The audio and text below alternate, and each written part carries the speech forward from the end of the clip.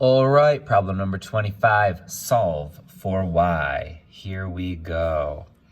All right, so I'll start by splitting this here, each side of the equation. Okay, so the thing they did here to make it more interesting is that they have two different types of letters. There's y's and x's, and so we want to solve for y. So we're done with this problem when y is by itself, and we just have to know that there is also going to be an x in the answer. So let's start by getting this plus 5x moved over to the other side, okay? So the opposite of adding 5x would be to subtract 5x. So I'll go like this. Now these cancel, so the only thing left over here is negative 6y equals.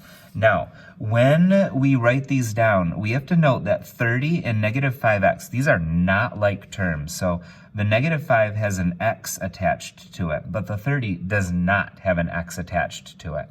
So we can't be like, well, 30 minus 5 is 25, because we could only do that if they were like terms. So we're going to have to write these next to each other. So we're going to write negative 5x plus 30 over here, all right?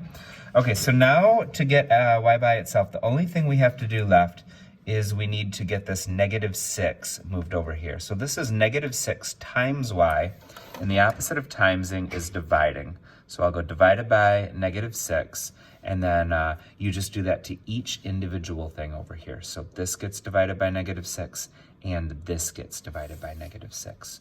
So we can now rewrite it. So the negative 6's cancel. We've now got y by itself. Okay, so we've solved for y. We just need to write it so it looks a little bit better.